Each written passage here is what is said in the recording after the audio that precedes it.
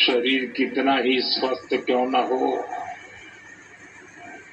लेकिन अगर एक कांटा चुभता है तो पूरा शरीर परेशान रहता है। अब हमने तय कर लिया है उस कांटे को निकाल के रहेंगे।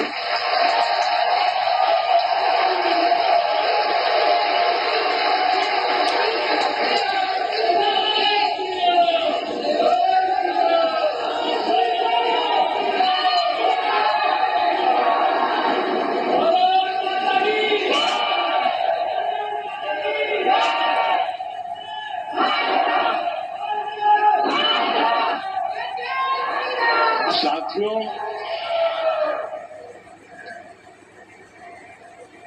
1947 में जब मां भारती के टुकड़े हुए,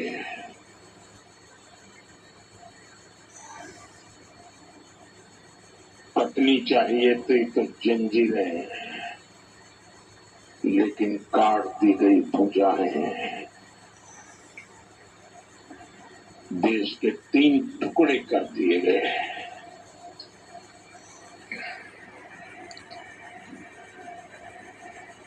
और उसी रात पहला आतंकवादी हमला कश्मीर की धरती पर हुआ।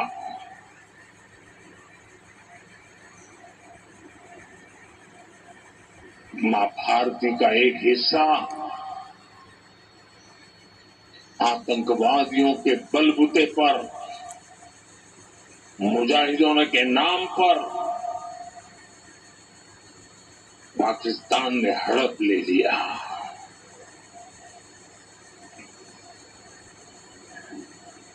अगर उसी दिन इन मुजाहिदों को मौत के घाट उतार दिया गया होता,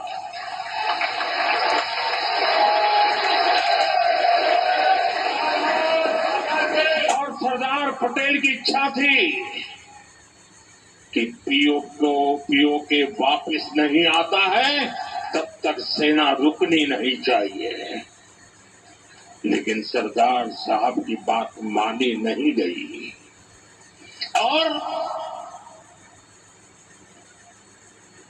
ये मुजाहिदीन जो लहू चख गए थे, वो सिलसिला 75 साल से चला है। पहलगाम में भी उसी का विकृत रूप था।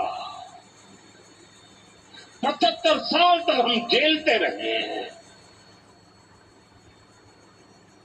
और पाकिस्तान के साथ जब युद्ध का नौबत आई, तीनों बार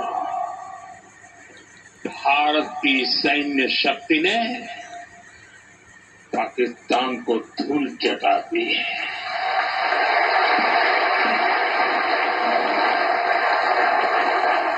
और पाकिस्तान समझ गया कि लड़ाई में वो भारत से जीत नहीं सकते हैं, और इसलिए उसने प्रॉक्सी वॉर चालू किया। सैन्य प्रशिक्षण होता है, सैन्य प्रशिक्षित आतंकवादी भारत भेजे जाते हैं और निर्दोष निहत्थे लोग, कोई यात्रा करने गया है, कोई बस में जा रहा है, कोई होटल में बैठा है, कोई टूरिस्ट बन के जा रहा है, जहां मौका मिला वे मारते रहे, मारते रहे, मारते रहे और हम सहते रहे। आप मुझे बताइए, क्या ये अब सहना चाहिए? क्या गोली का जवाब गोले से देना चाहिए? ईंट का जवाब पत्थर से देना चाहिए, ये कांटे को जल मुर्द से उखाड़ देना चाहिए।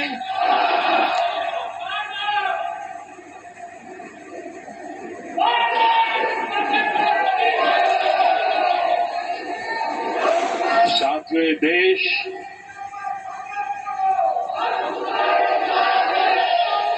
उस महान संस्कृति और परंपरा को लेकर के चला है, वसुधैव कुटुंबकम। ये हमारे संस्कार है, ये हमारा चरित्र है, सदियों से हमने इसे जिया है। हम पूरे विश्व को एक परिवार मानते हैं। हम अपने पड़ोसियों का भी सुख चाहते हैं, वे भी सुख चैन से जिए, हमें भी सुख चैन से जीने दे।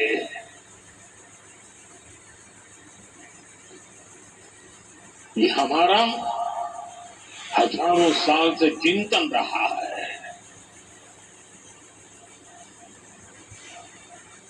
लेकिन जब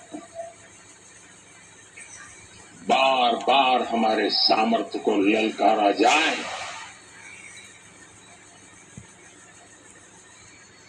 तो ये देश वीरों की भी भूमि है।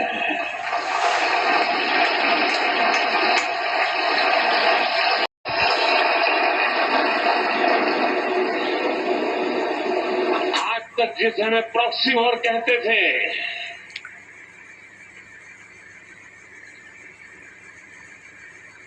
छह मई के बाद जो दृश्य देखे गए,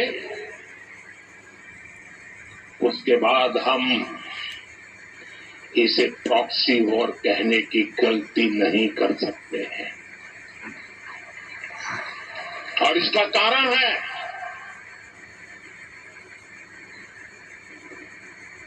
जब आतंकवाद के 9 ठिकाने तय करके 22 मिनट में, साथियों 22 मिनट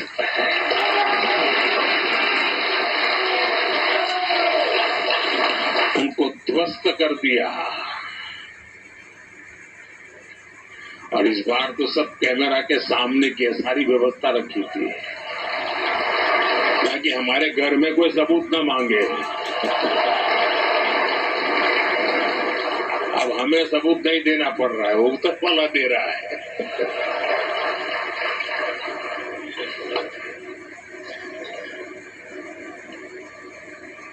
और मैं इसलिए कहता हूं, अब ये प्रॉक्सी वॉर नहीं कह सकते इसको, क्योंकि जो आतंकवादियों के जनाजे निकले 6 मई के बाद, जिनका कत्ल हुआ, उस जनाजे को स्टेट ऑनर दिया गया पाकिस्तान में। उनके कॉफिन पे पाकिस्तान के झंडे लगाए गए, उनकी सेना ने उनको सैल्यूट दी।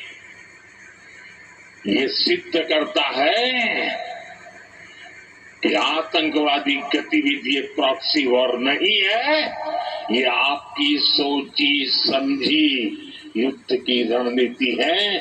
आप वॉर ही कर रहे हैं, तो उसका जवाब भी वैसे ही मिलेगा।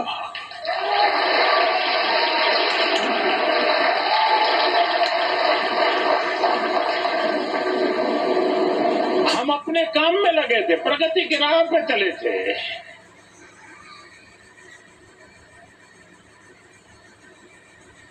हम सबका भला चाहते हैं और मुसीबत में मदद भी करते हैं।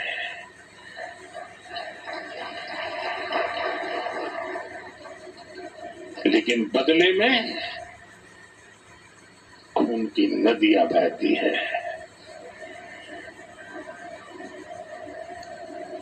मैं नई पीढ़ी को कहना चाहता हूं,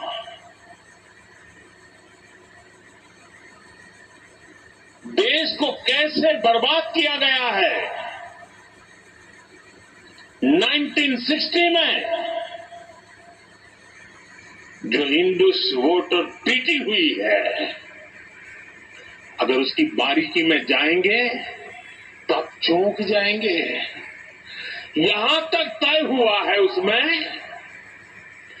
कि जो जम्मू कश्मीर की अन्य नदियों पर डैम बने हैं, उन डैम का सफाई का काम नहीं किया जाएगा, डिसिल्टिंग नहीं किया जाएगा। सफाई के लिए जो नीचे की तरफ गेट है वो नहीं खोले जाएंगे। 60 साल तक ये गेट नहीं खोले गए और जिसमें 100% पानी भरना चाहिए था, धीरे धीरे इसकी कैपेसिटी कम हो गई, 2%, 3% रह गया। क्या मेरे देशवासियों को पानी पर अधिकार नहीं है क्या? उनको उनके हक का पानी मिलना चाहिए, नहीं मिलना चाहिए क्या? और अभी तो मैंने कुछ ज्यादा किया नहीं है।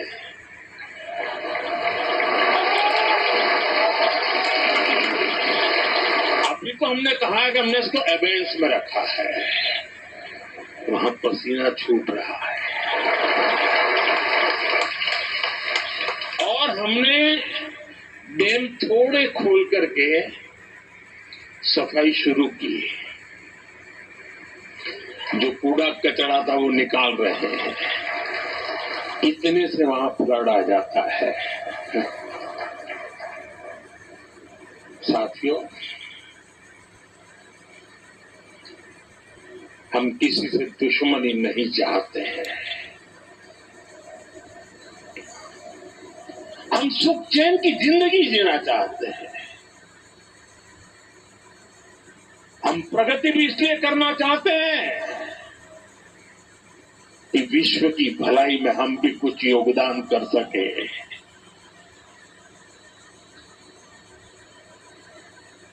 और इसीलिए हम एक निष्ठ भाव से कोटि कोटि भारतीयों के कल्याण के लिए प्रतिबद्धता के साथ काम कर रहे हैं।